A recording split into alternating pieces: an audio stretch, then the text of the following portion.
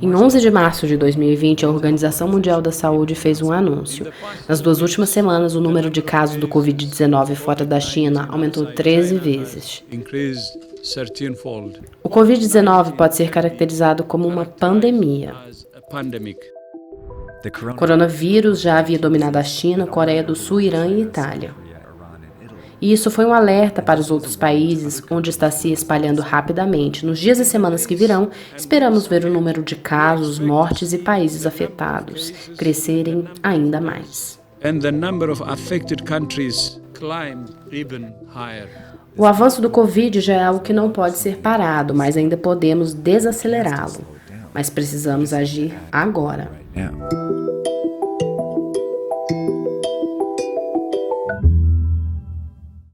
Pessoas com Covid-19 geralmente desenvolvem febre e uma tosse seca. Mal-estar, dores e outros sintomas suaves são possíveis, mas menos frequentes. A severidade desses sintomas varia. Para algumas pessoas que pegam o vírus, os sintomas nem aparecem. Com base nos dados da China, na grande maioria dos casos não há risco de morte. Em 80% dos casos, as pessoas têm só uma doença leve. Em 20% dos casos, a doença se manifesta de forma mais severa. Ela pode se desenvolver numa pneumonia severa e as pessoas precisam ser hospitalizadas para respirarem com auxílio de máquinas. De forma geral, acredita-se que 1 a 2% dos casos conhecidos levam à morte, mas essa taxa é muito mais baixa para jovens e muito mais alta para idosos. Parece que pessoas com outras doenças crônicas, às vezes desconhecidas, também parecem ter dificuldade de se curarem do coronavírus. O vírus é até mais contagioso do que a gripe. Tudo o que você precisa para espalhar o vírus é tossir ou espirrar perto de outras pessoas. Tocar uma superfície onde o vírus ainda vive e depois colocar a mão na boca, nos olhos ou nariz. Depois de infectado, pode levar uma média de 5 a 6 dias antes de você se sentir doente e seus sintomas começarem a aparecer. Mas você já pode começar a espalhar mesmo se você não tiver nenhum sintoma. Assim que as pessoas perceberem que estão doentes, elas parecem estar no risco mais elevado de passar os vírus para os outros. Foi assim que o vírus foi tão eficiente em se espalhar tão rápido ao redor do mundo, e é por isso que a OMS está chamando o vírus de pandemia. Mas o que eles disseram na sequência foi tão importante quanto. Nós não conseguimos reforçar isso o suficiente. Todos os países ainda podem mudar o curso dessa pandemia. E isso depende de algo que cada um de nós precisa fazer como indivíduos. Doenças se tornam muito perigosas quando todos se tornam doentes ao mesmo tempo e o sistema fica sobrecarregado. Em qualquer hospital, a capacidade de tratar pacientes costuma ser limitada pela quantidade de leitos do hospital. Pense nisto como a quantidade de leitos no seu hospital local. Alguns são ocupados por pacientes recebendo tratamentos por ferimentos de carro ou AVC, por exemplo. E este ponto representa uma pessoa que está saudável e decide sair para a rua. Ela vai para o metrô, trabalho, onde ela é contaminada pelo Covid-19. Mas ela não se sente doente de imediato e pode não se sentir por vários dias. Então depois ela vai para uma partida de basquete. Lá, sem saber, ela infecta 2 ou 3 pessoas, mas a maioria dessas pessoas vão ter parentes com casos leves. O problema é que um pode ser idoso com um caso severo que o levará para o hospital.